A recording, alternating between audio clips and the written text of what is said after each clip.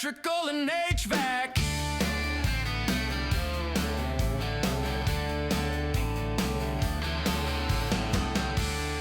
Welcome back to the Bold, White, and Blue podcast. Good afternoon, Justin.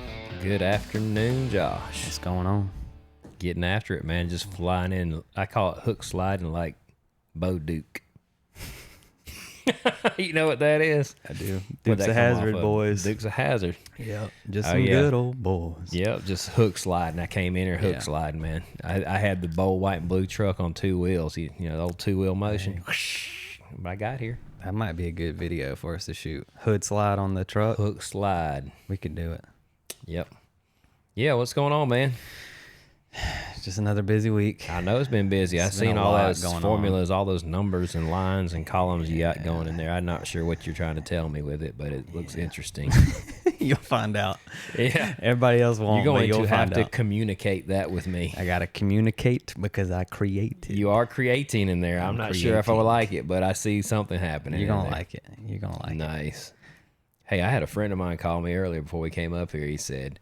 I said, hey, I got to talk to you for a minute, man. I said, I've got to communicate with you. And he pulled it out of his hat. He goes, you need to communicate and create something, don't you, Justin? I said, I do, man. He's tuned in. And I go, he was tuned in. He's tuned in. Yep, I'm going to call him out for tuning in to Bold, White, and Blue. Nice. Hey, speaking of which, thank you everybody who's been watching us. We're getting a lot of support. A lot of people have fun with this, and that's all it's for. We do have another set coming behind me pretty soon that we can bring people on. I'm not dragging my feet on that. I think we're going to do the first of the year, bring some other business owners on here. We're really excited about that. We just kind of had to get through all the processes and stuff and, you know, get this going. But thank you everybody who's doing that for us and supporting this. We did have some questions that we had I was to gonna answer. say I think we should do that first. Okay. Yeah. So that way people know in case they don't make it through the whole episode. Yeah. If you have questions for us to answer, and Yeah. it does not have to be a plumbing, electrical, HVAC question. No, it can not be at all.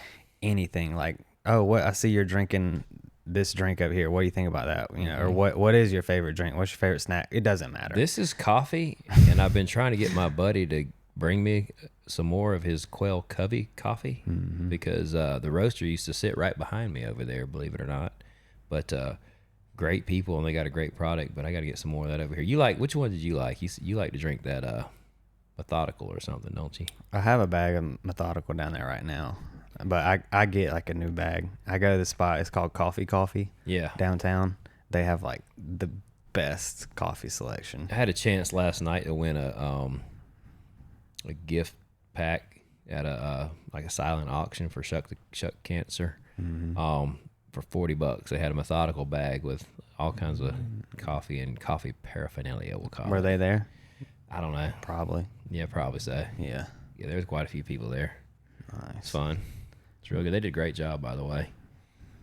So shout out to Shuck Cancer, which I think is put on by the Cancer Society. I don't know how they're related, but anyway, we were able to do a few things with them and support their cause a little bit, which is always fun. And for our listeners, just so you know, I love doing things in the community like that.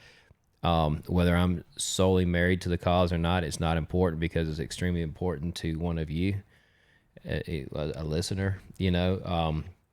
And so if we can support your dream, we're going to do that as long as it aligns with our core values. So that being said, I'd rather give money here and there to the community and help out any way I can and hear your stories and just create that camaraderie and that rhythm inside of our small community here than I would give money to Google Ads or, you know, Facebook Meta or whatever, you know. So again, thanks everybody for the support. You have something you want to ask me. We had one. Someone was asking. Yeah. So just so people know, if you want to submit the question, you can send it to josh@acehomeco.com. That's one place you can send it. You can leave a comment in the YouTube section or the comment section on any of our YouTube videos. We'll see it. Or Facebook, however you want to try to reach out to us, we'll see that you're asking a question for the podcast and we'll answer it on here. So the first one comes from my best friend Carter. Actually, he listened to it, and his question was, what is the craziest service call you've ever been a part of, or like the most involved job you've ever been a part of? So it might be two different questions, things. but You know, we see some crazy stuff. There ain't no doubt about it. I don't know. Some of it might not even be hardly appropriate on here, but I'll tell them the best way I can. yeah. I had one plumber that worked for me. This guy, if you could combine the best of luck and the worst of luck together at all times, it's him. So here's how an average service call with this guy would go. Hey, Justin, I've got some bad news and some good news. Every time. Like, I'm talking about like once a day. Okay, go ahead. What's the bad news? The bad news is I was cabling a line and it was plumbed incorrectly and it came up and it broke the toilet on the opposite side of the wall. Okay, well, what's the good news? The owner already knew about it and wanted that fixed anyway, and this just expedited it for him. So I need you to get a saw cut out here, a concrete saw out here, and several helpers, and let's get after this. A great job. So he had the way of just doing that. Like, it would go terrible for him. And I mean, I can't tell you how many times late at night he's like, so I've got this water heater, this one number at the end of the serial code, there's a recall on this one machine that came off this one assembly line. Mm-hmm. I got that machine. The good news is they want 2 tanklesses. They're just going to get rid of this and do double Navy or something. Nice. All the time, and that's how it went. So anyway, we get this call one time, and it's a mobile home backing up. You can't make this stuff up. So it's raining and cold, and he tells me, he says, I'm gonna need a hand out here. And I go out there, and he's suited up, and he's digging. It was really low, so if you've ever been under a mobile home, a lot of times their clean out, which is the pipe that you go into to be able to clear the drain, is kind of backed under the underpinning a little bit. So, he pulls the underpinning back, which was, only like that deep. It wasn't big at all. He said, I'm going to have to dig a bit of a tunnel to get to it. And we couldn't camera it or anything like that. I can't remember what the situation was. Couldn't get in the house. It was a really, really bad situation. Anyway, so he said, let's just tunnel to it. We'll open it here and camera it. So we dig and we start digging tree roots. I'm talking about massive tree roots had grown chasing the sewer line because it was leaking in different spots. So this tree was growing on the edge of the mobile home, and there's massive tree roots growing under there, wrapping around the sewer pipe. So we're like hacking in the rain, half sewage, half mud, slogging through there, and then we're suited up and stuff. And anyway, it goes on, get a Mini X out there, and we like I still have videos of it. Like, our claws are going under there, just kind of pulling it out a little bit at a time, just trying to just get to where we can get access to clear this drain. So anyway, we finally get it opened up, and we put the sewer cable down there, and we're working it. We can't get it. So we put the camera down there. We run a camera down there. We have a special technology that can trace that line. It goes under, it goes kind of behind the mobile home, down a side lot, and then it stops. And so we know at that point that's the blockage, right? And this is all kind of standard in our work. So anyway, no harm, no foul. He goes over there. He X marks the spot. He digs it up, cuts it open. You care to guess? I know you've heard this story before, but do you want to guess what came out of that pipe? No, I already know what it is. I can't pretend. A bloody corn cob. I don't even know if I should say that on TV. I mean, on TV, on YouTube or whatever this is. It'll be okay. He is asking like the most nauseating, disgusting, crazy story, and I'm not going to tell you the paraphernalia that came out with it. You can get the picture. Yeah. So I was like, only you, man. I mean, it turned to be like the management company paid really well for this to be taken away and dealt with. But that's one that stands out as probably one of the most awful days. And then to just put an exclamation point at the end of the day, it wasn't a tree root in the line. It was a bloody corn cob. That's one. Did you have to let the homeowner know? Like, No, hey, no, this, no, this is no, what no, it no, was. no, no, no. On that note, We just said it's clear. You're good. on that note, all jokes aside, we did have one where we were jetting a line. And when you jet a line, this was on a septic tank, so the blockage was not in the tank, it was actually in the home. So we jet the lines out and clear them. But we wanted to make sure it was cleared all the way to the tank. We had the tank open, and we jet into the tank, and you can kind of see what came out. And one of the spouses was there, and certain things got blown into the tank. And she goes, "Hey, wait a minute! Like, we don't use those." Ooh. And it got bad. All you see is her kind of disappear, and then some angry talking on the phone in the corner. You know what I mean? Yeah. That was a pretty rough one. Oh, no. You go see some things. So, Oh, no. I better not tell these stories because people may say they don't want their plumber to know this much about their life. Well, Hey, we're doctors, though. yeah. Doctor gonna know. Huh? Doctor's gonna Yeah, you know. gotta be careful when you ask a plumber like the craziest things he's seen because we see some crazy stuff. You ever seen like a pet? Yeah. Anybody ever flush like a hamster or No. something? All jokes aside, so what happened one time is we get a call about someone's rabbit fell down the register, the heating duct, the air duct in the floor. And they said, I don't know what's gonna happen. And they're terrified. And this was an after hours call. So I send my son over there. I'm not gonna tell you which one. And he's there to find this rabbit in the ductwork under the house. So he don't know what to do. So he's just kind of walking by. He's punching the ductwork. Seeing if anything responds. Finally, he punched the rabbit. And he found that rabbit starts hopping around. He locates. It's alive. Okay, it's we're alive. good. Yeah, We're it good. wasn't dead. You're good. And then he slices the ductwork and lets the rabbit go, and He's the hero. takes it back up to the owner. Nice. Yeah. But the most unnerving thing is when you crawl under there and you like shine your flashlight and you like get really, really tight and you're kind of looking at your problem and you like kind of like roll your flashlight over a little bit. You see little eyes looking at you. You're not sure what they are. In the crawl space? Little family of possums or kitty cats. A lot of kitty cats sometimes. Yeah. It's not for I'll tell you what, another funny story what happened one time is I saw a snake come up a wall and kind of like go into the cinder block foundation wall. And I was young then, and I took some glue and primer. I think it was primer. And I like poured in the top of the block. Well, that stuff will burn you. Burn your skin. And I poured it in the top of the block, and that snake came out of that block wall like just moving, son, just right over the top of me, just gone. He didn't even pay attention to me. He was just burning, I guess, you know. Man. So apparently I poured it down on top of him. But you feel real closed in, like you can't jump up and run. You know, you're kind of pinned underneath there, so you just hope it all goes right. Phew. Mission averted there. Yeah. Nice. Yeah. I'll tell you another crazy story. Hey, you ever seen the Tall Tales of Jim Bridger on Netflix? Like, he just tells all these stories. People think they're lies until they actually validate them. I thought about doing an episode like Tall Tales of Plumbers. But here's another one. This is a true story. I took my daughter one time, picked her up from school early, and she was just going to help me run one call. It was an emergency call. So I had her in the truck. I said, you want to come in here with Dad? Okay, sure, no problem. She's going to come be a plumber. She's holding my flashlight for me. It's a real quick, like, I can't remember what we were going back there to do. It was just a quick fix.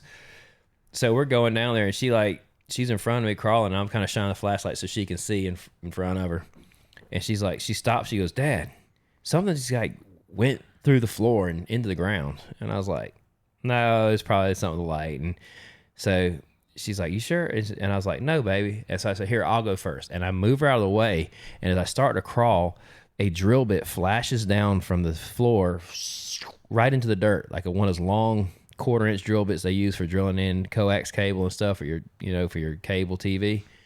I didn't realize it, but there was a cable guy up top installing cable for the home. Oh, no. And he drilled through and with one of those long bits, and it went into the crawl space and buried itself in the dirt like lightning fast, like just up and down.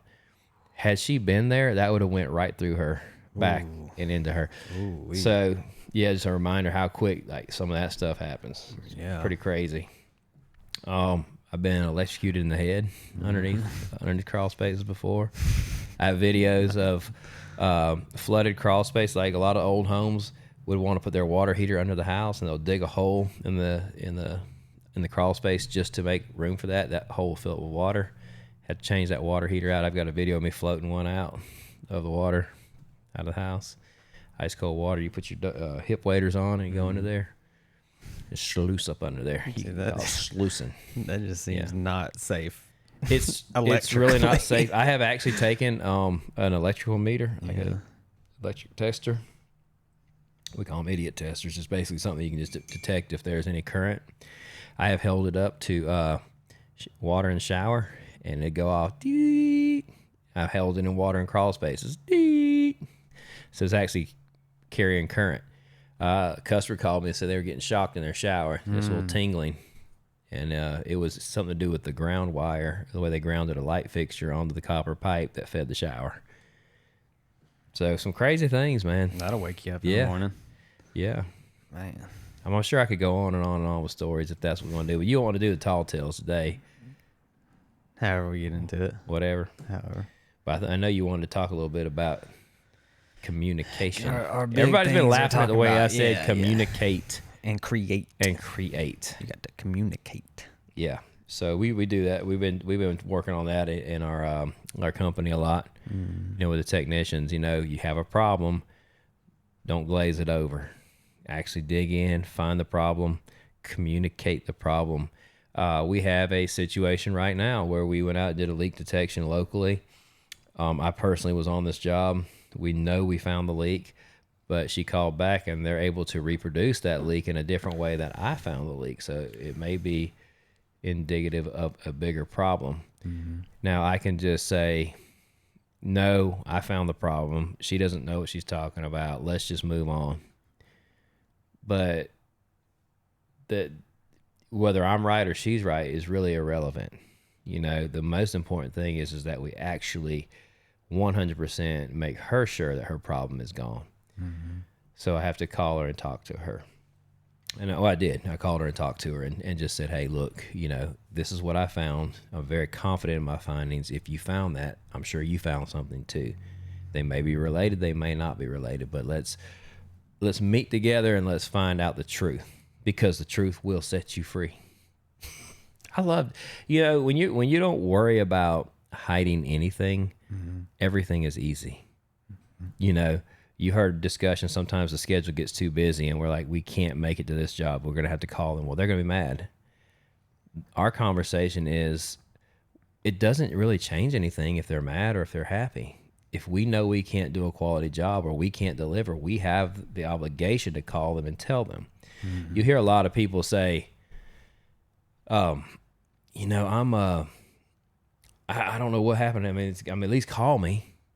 The reason people don't just call you is because they call you and get chewed out. Yeah. That's why people just rather not call you. But as a professional, you have to understand that you don't have the right to not call somebody back, not to tell them that the plan has changed, or not to tell them that you're under delivering. You still have that obligation. Most people respect that. It's annoying. I mean, they set aside time out of their day, or they've been inconvenienced by even having to talk about it because they're not interested in your schedule. Truthfully, they're interested in their schedule, right? But at the end of the day, they know they've been communicated with, and now you can create a solution. And those two really, and I kind of joke with that word and throw those things out there, but they're so closely linked. You can't create anything that anybody appreciates if you don't communicate what the need is.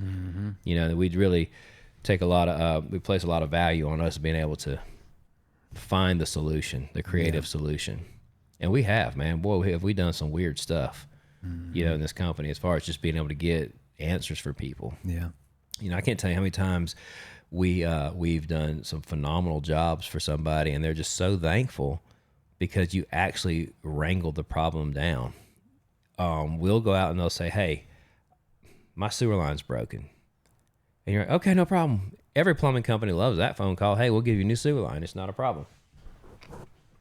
Excuse me. So you say, then you go out there and say, one little caveat. I inherited this house and my sewer line's on my neighbor's yard. Instantly, 80% of the plumbers out there are like, you have a nice day. I'm not even getting bogged down in that scenario. Yeah. We don't do that here. We say, okay, well, tell us your story. Okay, have you talked to your neighbor? Is there a right-of-way? Is there a tap available? Can we get you your own tap? Can we find creative solutions? Now, what does that require a bunch of? Communication. I can't find all that stuff out if I'm not willing to sit there and talk to that person. Yeah. Yeah. Even stuff I do 100% will line up with that. Like we just did our commercial shoot the other day. If I would have come out there with a vision in my head of like, okay, this is how I want it to look, this is how I want it to go, and I didn't fully communicate a script and an idea and a plan of what I was looking for, they're just gonna go out there and deliver whatever. They're just, they're like, okay, they just want a service company commercial. Here you go, and it's not gonna be what I expected or wanted or anything. And then guess who's gonna be mad? Is me. But it's my own fault. Yeah. Because I didn't communicate my vision. I didn't make it very clear and say, hey, this is what we're wanting and expecting. So they could not create if you could not communicate. Exactly. So they fit even in what I do is not serving people in their homes. Like it's still, that principle holds true. Because then I'll be mad. I'd be like, man, this commercial looks terrible. This is all, I thought it was going to look like this. It's like, well, you didn't tell anybody what you thought. So how can they just guess? That's something that's it is missing in our society, is just people being able to just talk. So I was telling my kids, I said, could you imagine going on we're going to the mountains or something. It's just a small trip, or maybe it was a baseball game we were traveling to. And so could you imagine not having any device to look at right now? Well, what did you do? What do? You talk, and you couldn't just look up like to prove who's wrong. Hey, Google it, ChatGPT, whatever. You had to have long debates about who's right and wrong. That was so much fun. Like I would get in fist fights with my brother on who was right and wrong. Absolutely. Just knock down drag outs. Because as long as he thought he was right and I thought he was right, there was no authority to prove differently, right? Yeah. Nowadays everybody just like ChatGPTs and like whatever, They go on. There's no meat. There's no substance. There's no belief system. There's no fire. There's no really pranks available that way, in the same way that you used to do. And I only got off on a tangent here. But now it's just like, oh, you're wrong, and then the person's mad and sits quietly. Right. Yeah, like, but that went nowhere. I mean, the great conversations that you'd have when you didn't have these devices, and I'm getting back on my soapbox about those devices. I have taken myself almost completely off of Netflix and Prime, Amazon, and I've been watching this Angel Network and trying to find other sources of things if I have to watch something or just read. Man, it makes such a difference. Even as an adult, you always say, I don't want my kids watching that. You don't want your kids watching it, but even more importantly, you don't want to watch it. Like there's a level of negativity. I went back onto our Netflix account on the profile and clicked on it. And it was like, just for curious, like, is there anything good on here now to watch? Like, and I went through it, and everything had something to do with, a hostage or an abusive situation or death or sexual or exploitation, and everything had something dark to where even the coloring of the movie and the cinema, how you say that word, cinematic approaches are even grayed and dark to put you in that heavy feel. And I'm like, man, no wonder everybody's creativeness is dying. It's like there's an active movement to atrophy your creativity. And so we're trying to really make sure that we're doing things. We're doing the community event. That is a totally free event for everybody that wants to go. We're going to have some bounce houses. Very simple. I hope people like it. If they don't, then we'll live and learn. But, Jared Darnell, the PE teacher at Spearman, is going to put on a bunch of old-time field day type events. I don't know what he's got planned exactly. Bouncy houses. We're going to pull the Ace truck. We are going to pull the Ace truck? I don't know. I'm just making something up. Put a rope on the Ace truck, see how many people can pull it. That'd be fun, man. Do a tug of war, stuff like that. Just stuff that requires people to have to Communicate. It'll be fun. Yeah. But anyway, you know, I don't know if 50 people are showing up or 1,000 or people. I have no clue what Or this is just going us. to Or just us. We're just hanging out. But hey, I know one thing. If we show up, we're going to have fun. Yeah. That I do know because I can control that. So yeah, we're doing that. We're doing things like that a lot more. And I can feel like the more I do and give, the more energy I have. It's like when I'm focused on all the things and all the metrics that I have to accomplish to be a successful business owner, man, the light just dies. It dims. But when I focus on really giving something of quality or substance to the people, I just have more purpose to do this business and to work in the community. Yeah. You know, it makes me even more aware of like how I carry myself, because I'm typically a guy that doesn't overly care, you know, what you think or how I speak or how I act or, you know, what you know about me. It's just like whatever. But, you know, you find yourself kind of, you know, people might listen to you a little bit more. They're following you a little bit more. You kind of like, hey, it's a little check and balance on your own self. I'm not saying we're going to live our life for nobody, but same time, it helps you try to be a better example, you know? And I think that there's nothing wrong with that. That's not just being a suck up or man pleasing. That's actually trying to become a better person. Yeah. You know, everybody talks about, I want to become a better person. Well, that starts by changing something sometimes, you know? So I do feel we have even been changing a lot here.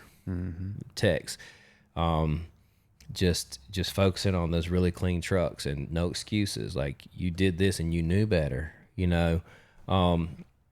That's a big one too. I mean, we really is, how many times do we do something in our business or in our home, in our community that we just knew better, but we just did it anyway? We failed 2 gas inspections, which we're a very, very qualified gas company, extremely qualified,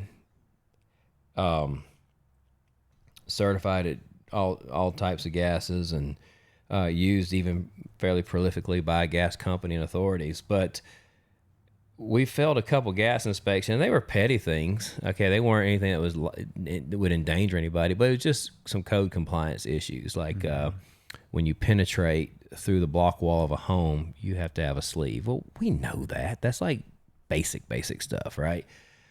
And we found where some of the technicians decided to just take on themselves, well, because of the time of night or the emergency or the age of the house. Like, man, this is a 1-inch iron pipe going through this old house. This house will fall down before this iron pipe ever matters. Well, you don't get to determine that. They're probably right, but you don't get to determine that because that's the law. That's the code. Now, they knew it, and they willingly said they're going to do something different. And they said, no, I forgot. That's not true. You know, there's no way you forgot when you were drilling that hole that you were supposed to sleeve that pipe. You know, we know that. Okay? Well, then it happens multiple times. What do you call that at that point? Lazy. Because you're intentionally now saying, I know better than the code. I know better than my job, my bosses. I know better than the gas authorities. I know better than all these people, and I'm gonna do it my way because it's just a little faster, you know. So we've had a big crackdown on I don't. In baseball, we call it mental mistakes versus physical mistakes. Like, you make a mistake fielding the ball, whatever. You make a mistake, you field the ball clean, and you don't know where to go with the ball. That's a mental mistake. Okay, we really try to clean up the mental mistakes. Okay, you really didn't know that you're supposed to have that sleeved, then we can clean that up. Yeah. I'm kind of getting off point there a little bit. But anyway, my point with it is that if you're doing something and you know better than to do it and you're still doing it anyway, it's laziness, and that's something that we don't tolerate. We quit tolerating that here. So now you're in trouble. Now I'm going to call you in, and there's no excuse. You're written up. Why? Because if there's no consequence, there's no change. I'm not saying you got to bully and browbeat your guys, you know, to make them change, but we do have to create a culture of change. Like, it's very uncomfortable to do the wrong thing. Have you noticed that? Uncomfortable to do the wrong thing? Yeah, that we made it very uncomfortable to do the wrong thing in our processes. Yeah, because it's not built into the process. But I'm just saying, like when we're coming in the mornings in our meetings, Yeah. what's different now? You'll see Oh, now it's just like it's out there. accountability. Yeah. Like, hey man, okay, so and so, your picture, you didn't sleeve that pipe, you didn't do this, you did this. This is your third one this week. What happened, man? What's going on? And all your buddies are there like, what's going on, man? Like you're killing us, dude. You know, it creates something. I'm not getting called out. You know, now a young guy or someone learning, we're not going to do that with. So different culture, man. Tough culture. Yeah. I mean, there's a lot you went through. I just went all over the place. I know, but because there's one thing I kind of picked up on in that, where you're talking about kind of just, I don't remember exactly how you said it, but like kind of keeping to yourself, like with what you're doing, like your communication. Like I'm not gonna communicate with other people or just kind of shut down or like go dark. You know, I don't remember exactly how you went into that, but yeah. That part stuck with me because I want to bring that back up, because that is, it can seem like an attractive thing for your mind to be like, okay, I'm just gonna go like dark, just go like rogue mode, and when they see me come out this person, you know, like, oh, just wait until the winter's over type deal. Yeah, like I'm gonna reveal myself, right? Like that classic like winter arc or whatever. Yeah, but that there's a lot of danger there. There's a lot of danger. The example I'm thinking of is there's a book. I don't exactly know how to say his name, but because he's a Russian author, but it's Fyodor Dostoevsky. And I can totally be corrected on the actual Russian proper pronunciation, but for the sake of it, it's just Dostoevsky. There's a book he has called Notes from the Underground, and it does give a lot of insight to that mentality. Like, I'm just going to kind of lock myself away, and then you see what happens to this person, where they just start hating everybody. And like assuming the worst of everybody. Like everybody's thinking these horrible things about me. They know nothing. I'm so much better than them. So it's like this danger there. And it really does stem from just lack of communication and like lack of openness with other people to kind of continue meeting them where they are. Because they what happens is totally that, like you're self-deprecating, but you're also falsely elevating at the same time. Like when you come out, you're like, oh, I know everything, and you know nothing, and you're inferior. But at the same time, you're battling yourself, thinking you're more inferior than you actually are. It's this weird, like an overcompensation that starts to happen. Yeah. So and I know I'm barely scratching the surface of that book, because he digs really far into that, like the philosophies of that character, that person. But there's a lot of that in today's world.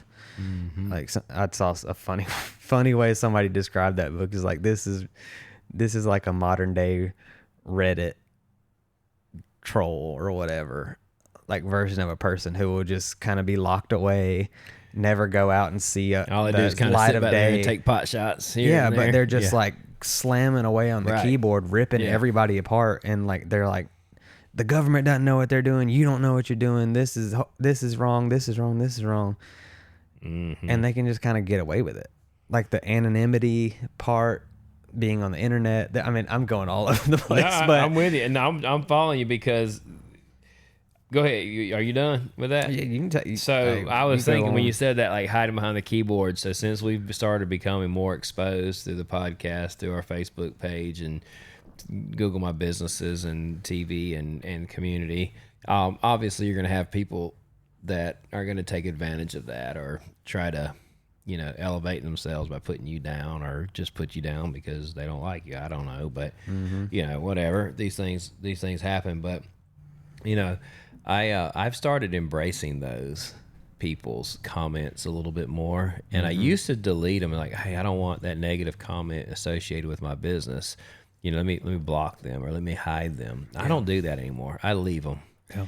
Now, as long as it's not profane or something like that, but as long as it's just like in our opinion, you know, we've had several people challenge maybe a practice, the way we plumb something, or I did see that recently. The way we run gas lines. That's the one Did I you see saw. that one? Yeah, that's the one I saw. And so I get excited when I see them now. You know, The response was good. It was like a full documentation of like, here's why we did what we did and why it's the right decision. yeah, you know But what? it wasn't attacking though. No. You didn't go back at the person. No. Just it's facts. Yeah. That's the beautiful thing about truth. If you're doing the best you can, you believe in your product, and someone challenges it, you're like, okay, here we go. Let's see here. All right, you believe what now? The funny thing is I've several of the ones that have made comments like that, I actually have been where they're at and agreed with them at one point. So I know where they're coming from. Like, the old way's the better way. And in a lot of things it is. But we got to be open to change and creative solutions. The world is changing. You know, the cost of materials are changing. People's budgets are changing. New understandings in technology change things. Manufacturing, the ability to manufacture at just such crazy levels now changes things. So we have products available that are better, more efficient, cheaper, more flexible. So why would we not embrace those things? Yeah. You know, so what I've started doing is responding back, not personally. We thank them for their input, and then we give the hard documentation on that product we're using. Here's what the warranty is. Here's the manufacturing specs on it. Here's the success behind this product and why it's used in these applications. Now, is that to say that the way they do it is wrong? No. To say it's better? Maybe in some applications it is. Maybe for them it is. But do you just say, because it's different than the way I do it, it's wrong? I think the good example you gave me recently, because I asked you, you know, we're putting up our training center, so it's basically like a small house. Right. And I asked you, I said, hey, Justin, as being a former builder, because I had I'll call it a conception in my mind before I label it a misconception. I learned it was a misconception, but to me it was what I saw was, hey, should I be alarmed about houses that are built really fast, that are just thrown up real quick?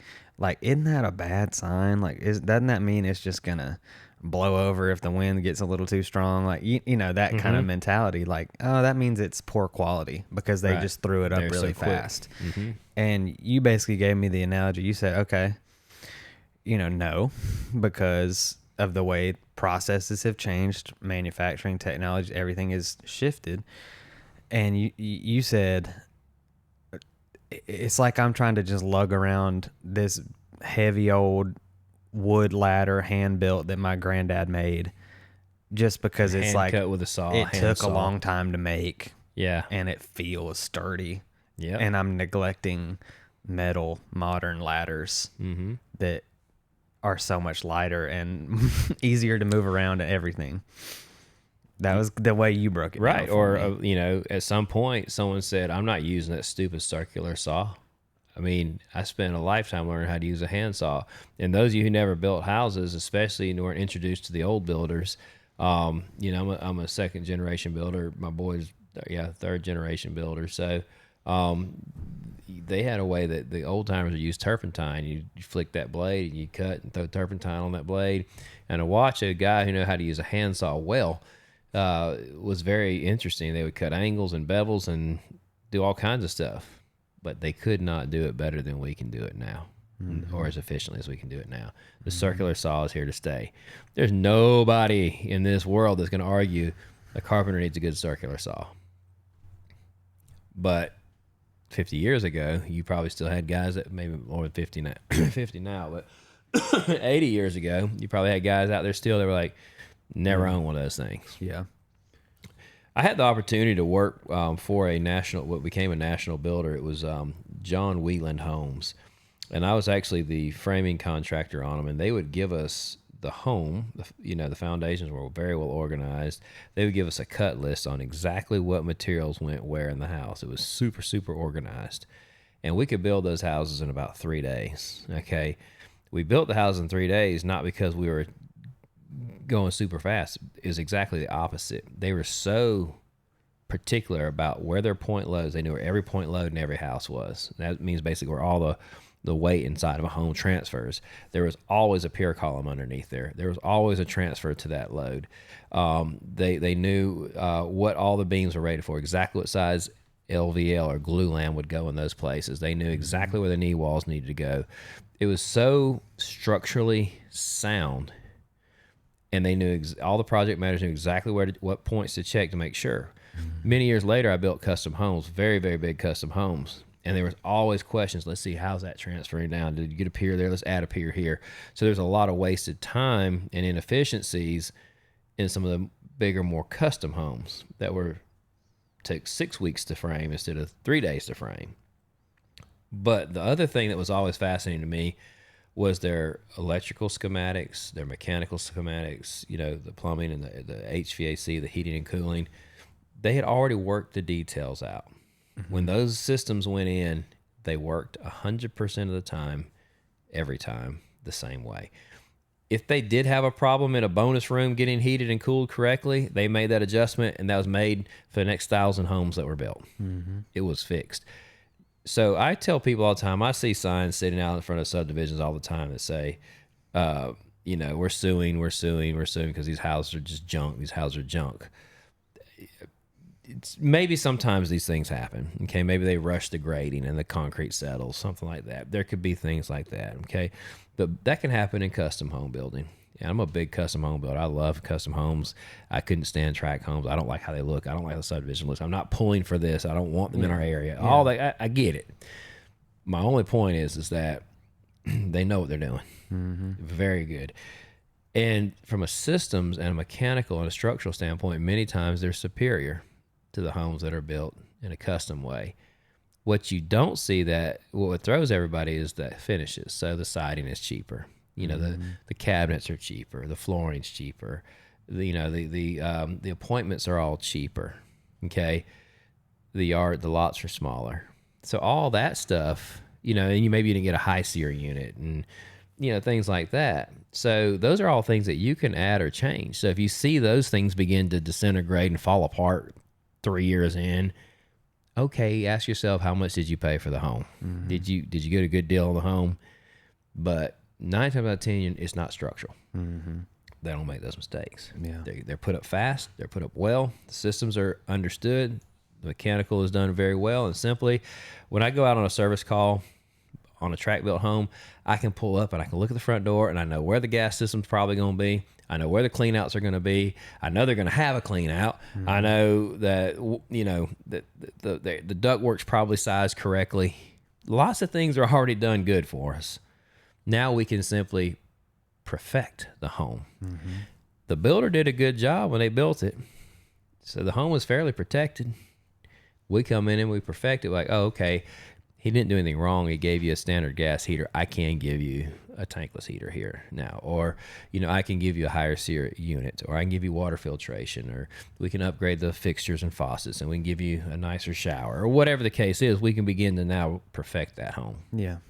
Whereas a lot of homes you go into, you can't go right in and start perfecting. You got to start protecting things. You're like, man, we got issues all over the place. Let's start with getting the water out of your crawl space. Mm-hmm. You're not going to see that in very many tract built homes. They handle that on the front end.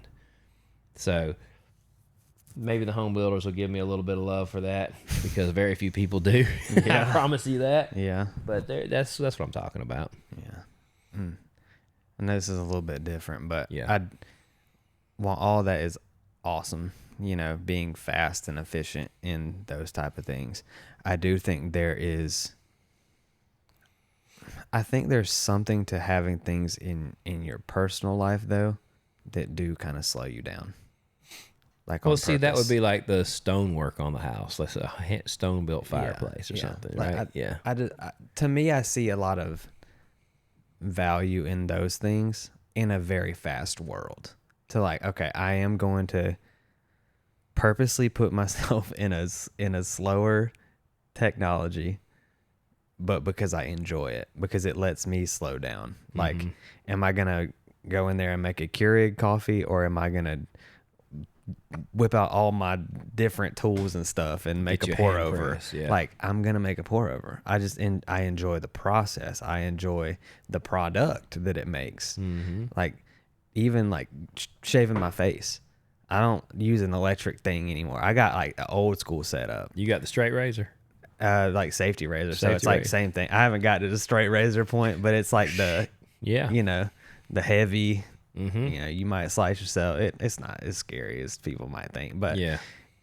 but I enjoy that. Like, you got to lather on with the brush and go through that whole, it's like a ritual, you know, it's like a whole routine, but I enjoy that kind of stuff because it lets me like, all right, breathe. I'm doing this thing and I can focus on this thing. I'm not like, all right, let me run down there. I'm going to press go on the Keurig and then run in here and do something. I'm like, all right, just take a minute, because it helps you be fast and efficient in other places. Like, you still feel like you have room and fuel for that because you haven't drained it everywhere else. Right. So just getting back to that, being more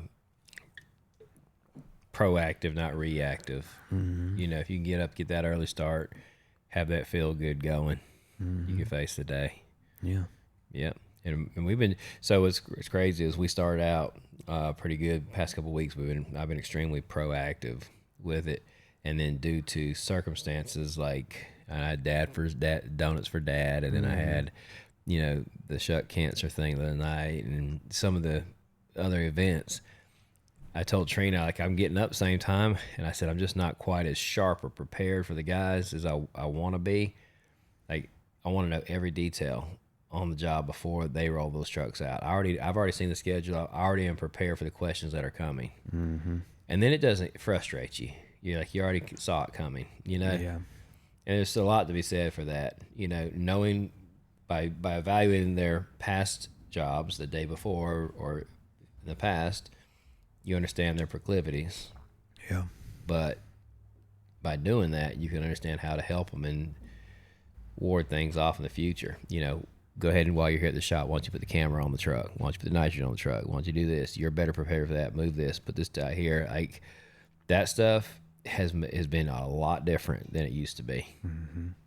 And I mean, they feel it. They feel like they get to work and they're able to park the trucks.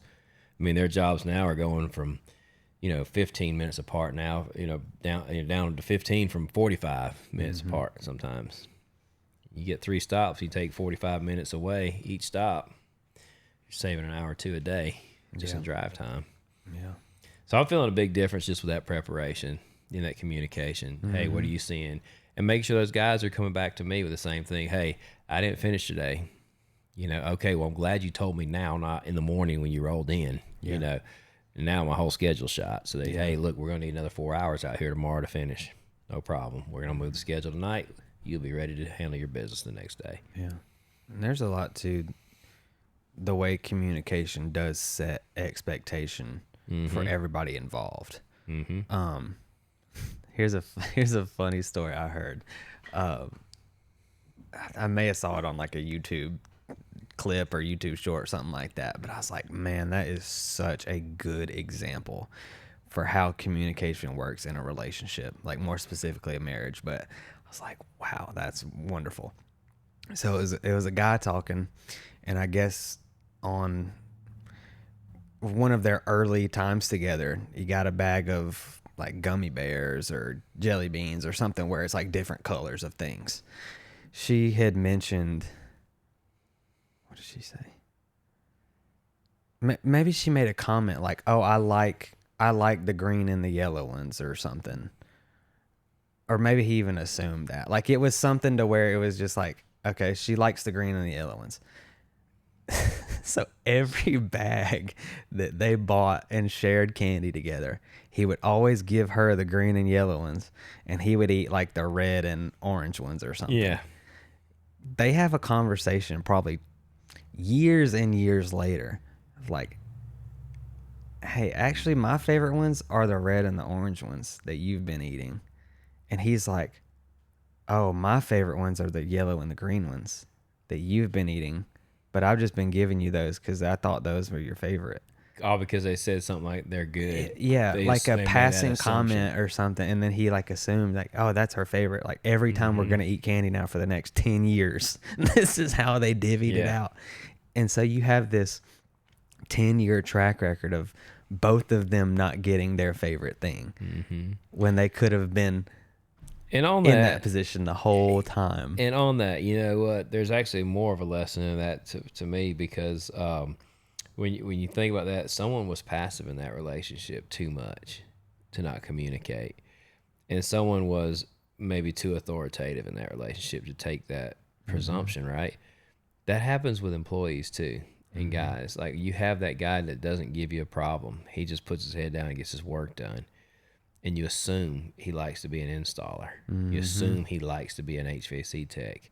Because he doesn't complain, he's easy to just put there every time. And you find out later, like, man, I absolutely hate installing. I want to be a comfort advisor, or I wanted to be a plumber, or I wanted to be in the office. Like, that's my goal.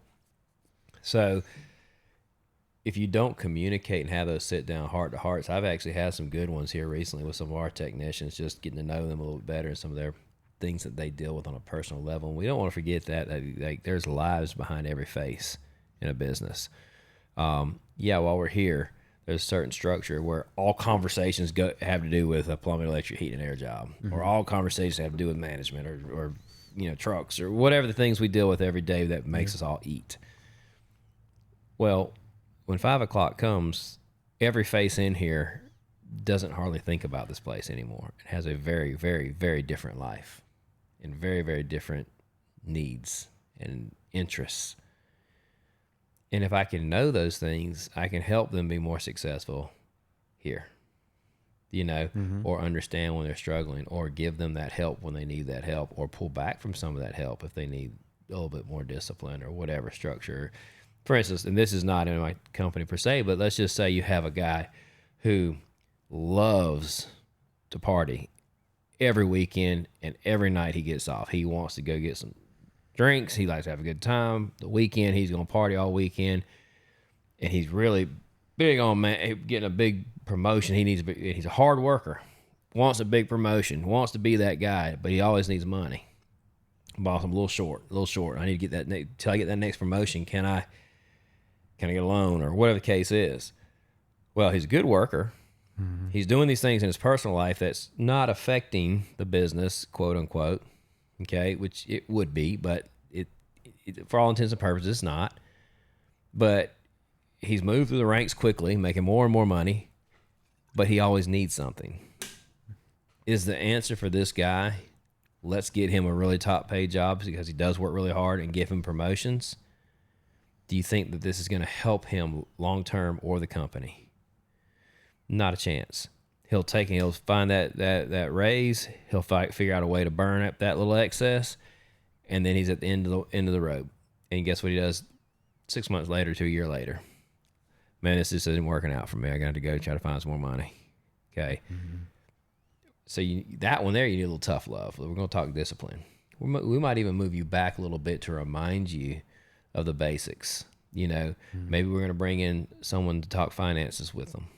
Financial advisors to talk to them, versus somebody who is literally not making much money, very, very much watching him, man, brings his own lunch every day. He's sitting there. You can tell. I mean, he's mindful of his lack. Now that one there, you probably need to bring in and say, hey, look, I've noticed that you've been working hard. You don't waste time. You don't waste money. Is there any way that I can help you? Would this amount of money be a game changer in your world? Yes. They're good. They're going to continue on, and there's growth available left for them. So being able to have those communications with your employees to understand exactly where they're at can help you actually manage your company better. Outside of just knowing them for the sake of knowing them, but actually how to get longevity out of those guys. Because there's some guys that no matter how much money you throw at them, they're gone. Because it's just their life's just not going to, they're never going to have enough. They make $1 million a year and they'll figure out a way to be broke. They're great workers and great guys. Yeah. But they're wired different. And if they're young enough, it's your job as a mentor to rewire some of those circuits. And you can. At a certain age, I think it's a little tougher. That's another debate for another day. Yeah. If you can actually teach old dogs new tricks. But I mean, even on a very personal level, like I've suffered the consequences for that lack of communication. For sure. Like I had to learn the hard way. Like I was not a good communicator. And then you get put in situations where you have to, like a marriage, and it's like you learn, you're like, oh, I have absolutely no idea what I'm doing. Like I haven't communicated myself clearly. I don't listen clearly. Like the whole gambit is like, oh no, like I'm starting from scratch here because I just learned I didn't have those skills going into this. And you can absolutely gain those skills. Like you can learn. First, you got to learn to listen before you can learn to speak, I think. And so I'm working more on that personally. Is like learn that side of communication first, because if you don't listen to the person, you don't know how to respond to them. You know, does that make sense? Oh yeah. So, you have 2 ears and one mouth, right? Yeah. And even, I mean, to get real transparent with it, like I've lost a lot of close friends because of my lack of communication. Like 1,000%. Like just, I was always the one not really responding in the group message. Wasn't the one showing up to houses when people moved and, you know, going to this thing and this thing. Like I would just kind of hang back, but they had no idea what I was dealing with in myself. Yeah. So it can come across as like, oh, I don't like you guys, or X, Y, and Z. You know, people will always have their assumptions, and that's completely fair. Like that is 1,000% fair for them to assume anything, because I haven't said otherwise. I haven't explained like, guys, this is why. Because I'm dealing with a lot of stuff either in myself, in my personal relationship, like whatever it is. But if you never say anything, they don't know, they can't help you. And then I don't talk to those guys anymore. And it's sad. Like it, because they were close friends of mine. And it was never because like, oh, you're going to be fine though. I'm going to tell you now, you're going to be fine. Yeah. Because as grown men, right. Friends are a diamond. They're either your friend because of common interest and great amount of insight into the other person, whether it was because of war, because of camaraderie, teams, things like that. But I get your point. It is valid, especially there's a lot of real. But I wanted to let you know, Josh, you're gonna be fine. I appreciate it. But you're getting down there, man. I was like, man, you're gonna be fine, man. No, and I'm not meaning this to be like just downer. I know. I'm just trying to be real and tell people like, hey, there are real consequences. Like if you do not want people to leave you in your life, like if you're like, oh, I want to keep all these friends, or I want to keep this and that and the other. Yeah. Like you have to explain. Be friendly. For a man to have friends, he has to show himself friendly. There you go. Yeah. Which means you have to open up. Yeah. And be a little vulnerable, a little transparent, a little of those different things, right? Yeah. I like to talk about the root word of communication. It's common, right? So whether it's a husband, wife, employee, employer, customer, owner, salesman, whatever the case is, the only way that these two people, as they're I like to visualize like in it, when the communication is necessary, you almost see like two boxers kind of like circling and dancing and weaving. They're both looking for their opportunity, right? To jab the other one. To jab the other one. Yeah. Okay. And those are like, there's not a lot of effectiveness there. Okay. So as you're circling around trying to find an area to connect, you're looking for that common ground. Okay. Like, do you appreciate this employee for what he does? Like, he got some really good assets. Can you focus on that? Yes, I know we got to get over here. Like, I know we got to get to he's late every day and he's sloppy in the house. I get all that. But what does this why did you hire him? What did you like about this guy? Or your wife? You know, like, you're finding all these things that they do wrong. They're irritating and blah, blah, and same thing them to you. But why did she pick you? And why did you pick her? Like, what did you like about them? Going back to finding those things and then building back out from that. So, hey, you know, Josh, I'm not real happy with your Moneyball approach to things. This is an example. Okay. But you know what? This company's really changed as a result of you being here. You are this. You've done so well with this. How do I get you back here? And take you off of you? Hey, he just said he didn't like what I put 2 weeks of my life into just now. He just said, I can't stand it. Well, or I could be like, Josh, I don't even know what you're thinking, man. These formulas don't make any sense. And you're like, Justin, you can't see how important this is. No, not really, Josh. And I'm the owner, me boss. You just change your philosophy on that. And you're sitting there now, just shambles. Like, I just wrecked 3 weeks of my work, and now where to start, you know. But hey, man, like, ain't nobody better. You know, I sometimes tell my kids that when I go talk to them, they're pitching, they're struggling. I just got, hey, man, there really ain't nobody better. Like, it's got to be you. Yeah. And a lot of times it's true. Like, I mean, it's a crapshoot with who's gonna throw strikes today. So look, you're as good as anybody I got. So go get after it, right?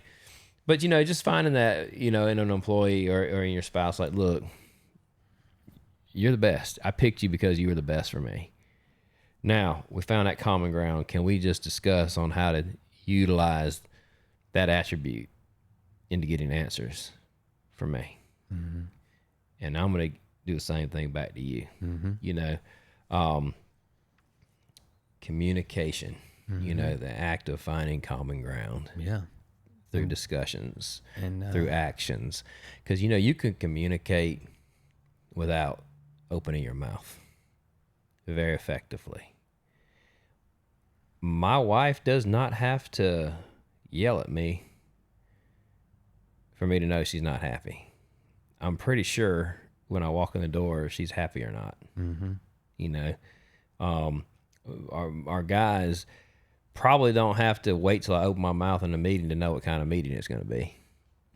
Right? Our body language it says a lot. So when it comes to communication, we're working on our body language. We're working on our speech. You know, how we address each other. And I'm so blunt sometimes, and I relate that way. My dad was pretty direct, and I forget, like, some people that you can't find any common ground by doing that to them. They just deflect and they just go into a turtle shell. You know. Yeah. So anyway, and if you want to build, because that's what we're here to do, and everybody that watches this podcast or we bring in here, they're builders. You know, they're building their homes, they're building their business, they're part of the community and building things there. The employees that come up here, they're building their lives, they're building their finances, their stability, their homes.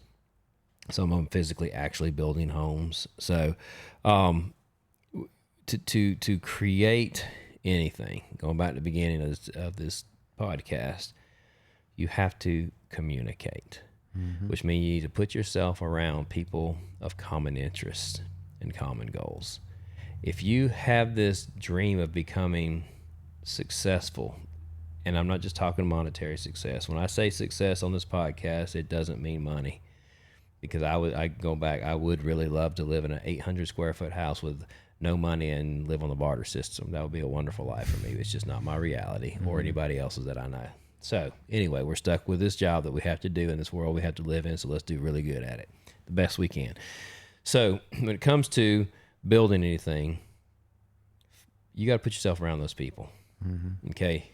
I think, what is that phrase? Was that you that was telling me this, or somebody else, that you're the sum total of whatever? Yeah, that's what we were talking 6 about. people or 8 people. It's just basically you are a combination of your closest friends. Right.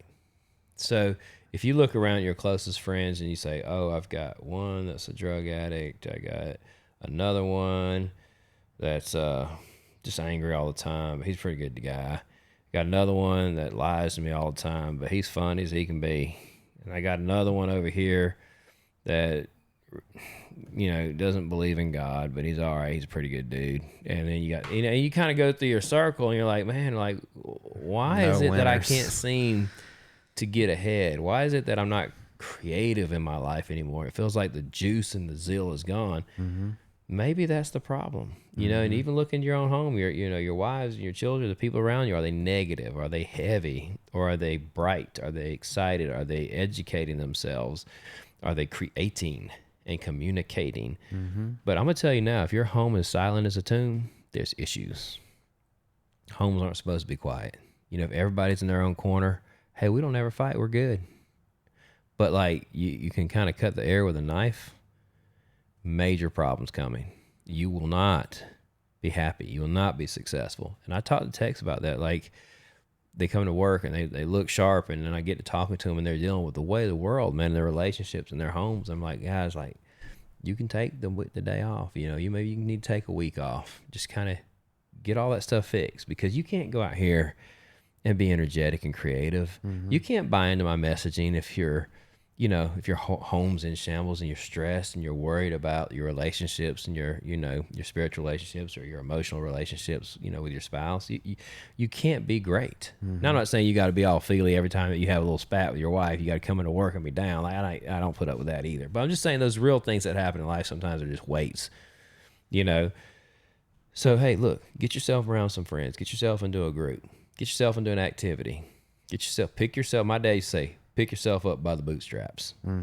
That's an old saying. Like, you can almost get the visual impression. Like, I'm going to get myself up and going, lifting that weight of myself by myself. And you begin to find different friends, different associations, and man, watch the world open up. Yeah. Because people generally want to help you. If you are humble and you are transparent and open, they'll help you. Now, if you're always got an agenda and you're stabbing people behind the back and you're an opportunist and you're not willing to give back and you're always on the take, well, nobody's going to help you, right? But if you're legitimately interested in doing something different with your life, then you can, and people will help you. They'll promote you. But it has to be clearly communicated, and then the creation will start. And the last form of communication that I kind of want to talk about, and we can just hit on it briefly. Yeah. But it's incredibly important. I'd say it's probably just as important as communication with others. Is be very mindful of your communication with yourself. Like what you're telling yourself or what you think about yourself and what you let slide as far as like, I'm going to tell myself this and accept this. Whether it's a comment somebody else made, like if you came in there and said, hey, I don't like this 2 weeks of stuff you just did is trash. Even if you said something great after that, the ears shut off. And it's like, I just took that and I'm going to keep that in my mind and I'm going to say, I'm trash. Like that's how communication with yourself can go very quickly. And if that's all you're telling yourself, it's setting you up for just constant failure. Like even to use like a scriptural reference, like you think about what Moses said when God told him that he's going to be the one speaking to Pharaoh. He's like, oh, but don't you know I'm slow of speech. Like that basically like this isn't for me. I'm not the one good at this, but my brother, he can do it. He's good. And God's just like, don't you know who made the tongue that's in your mouth? Basically.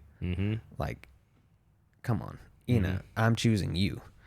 But if Moses would have been stuck in that mindset and said, this isn't for me, I'm not good enough, I can't do this. Like that's his communication with himself.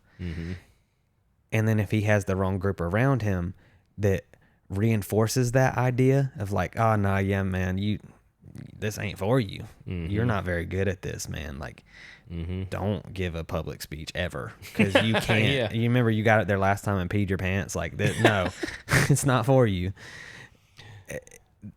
You have to Public watch. speaking, man. That's a different one for sure. Oh, I hate it. Yeah, that's different. You have to watch all of those things, and then it's about too, like you said, like have the right people around you. You know, in this it's God. It's a different thing than just having your friends around you. Like I understand there's a difference there, but he was the voice that said, no, you can do this, and the encourager, and like, no, this is what you were made for. You know, it's kind of interesting you say that, and I know we're going to wrap this up, but it wasn't just, sometimes a voice of encouragement also removes the ability to escape.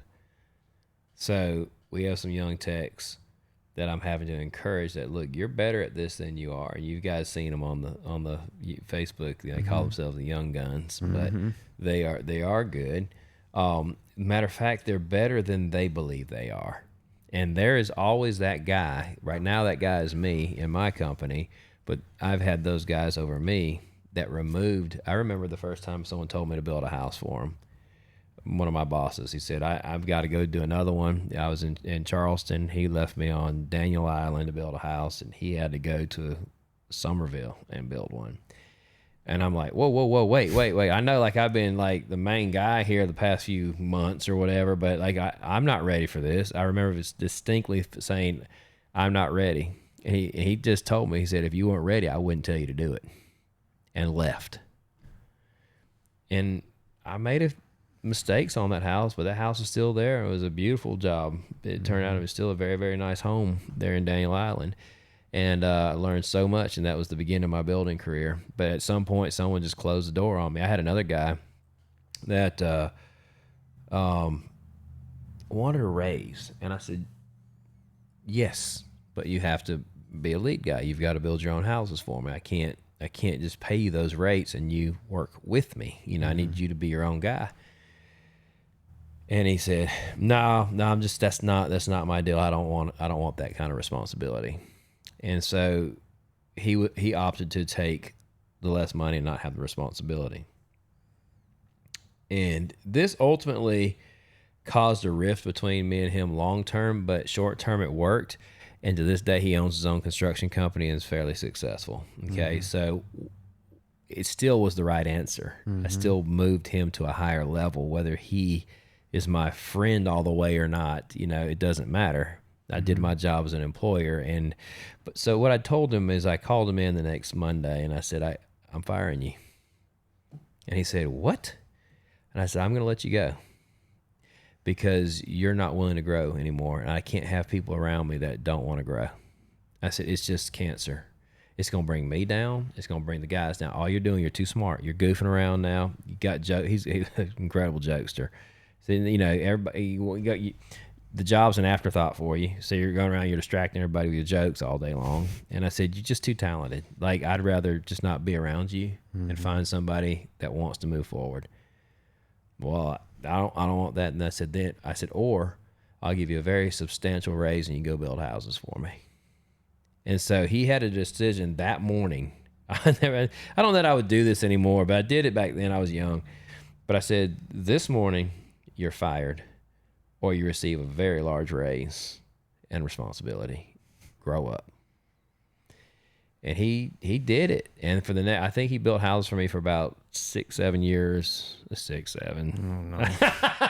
6 or 7 years longer for me, and ultimately went out on his own. He's still building houses to this day. But if I didn't do that to him, he probably wouldn't build houses. He probably would have went down a different road, not a good one. You know, just knowing his character. But now he's fine. I mean, he's very successful. Yeah. So he's one of my success stories that doesn't even talk to me anymore, probably. And it wasn't because of that. It's just years of growing up and, you know, hard business. Yeah. You know, very competitive, hard business. But still think the world of him. Yeah. You know, and I'm sure he does me to some degree too. But it's just interesting how that someone did that to me. I did that to someone, and I'm going to continue to do that. And when we lost one of our very big anchors here, I determined that I wasn't going to have an anchor in the company anymore. We were all going to be anchors. Like, there is no guy that's the superstar. Like, we're going to all be very instrumental, very talented. I began to cross train guys. Like, yeah, I know you're an HVAC guy. You're gonna do gas because they do gas. And hey, by the way, flush that tankless because it's a little bit of plumbing, but you can know how to do that. You're smart. Yeah. And I'm removing what you do and don't do, and I'm saying, do you work or are you lazy? That's my two metrics now. And so, our service calls are done in HVAC or electrical. Good. Go help the plumbers. Or I'm done plumbing. Good. Go do HVAC. I don't know how to do HVAC. Do you know how to drill holes? Do you know how to get pipe from point A to point B? Yeah, then you can help them. Just find out where you can help. Do you know how to use a screw gun? Go screw some stuff together for them. They'll tell you what to do. And as a result, once you remove, they know they're going to go to work somewhere else. Guess what they do? They find a way to stay pretty busy in their own trades, keeping their trucks up, doing a better job. There's no sense. There's no point in getting done early and knocking off because that's not happening. He's just going to send you to another trade. And so, that's been clearly communicated. That's a new creative avenue that we're exploring here as far as just creating a culture, different culture, and it's working. So that's what's going on inside the lives of the Bowl White and Blue this week. Been extremely busy, been extremely productive. Have not made much headway on the training center because we've been training in the field. We've had some good opportunities in the field to train guys. Try to get that roof on this weekend if possible. So I'd like to get some of those tankless water heaters in there. Get guys. If you are a person who wants to learn how to work on gas or work on tankless water heaters or whatever the case is, we are going to probably offer those at some point, classes to do that here at ACE. We've got some pretty qualified instructors to be able to work with you on some of that stuff too. I have one question before we kick it out. What's that? And I mean, you can answer this very briefly, and we could just kind of lay the framework for a bigger discussion later. But all right. To ask a question on like the opportunity you gave that guy or the decision you had to give him, do you feel like that's pretty much always the case, that the greater reward is on the other side of more responsibility? Oh yeah, for sure. So I was driving down the road today actually thinking, like, did I make the right decision in my life to, try to have a little extra? Or are the guys that determined they're not interested in that at all and want time, are they more right? And that was actually one of my ponderings today driving down the road, because I really wanted some time to just, hunt and maybe get out on the lake and do a little fishing, a little scouting, on the lake. And I just don't have time for it, and I'm like, so who's right? And that's where I think it goes back to seasons, and callings. Some are given talents to do certain things and others are not.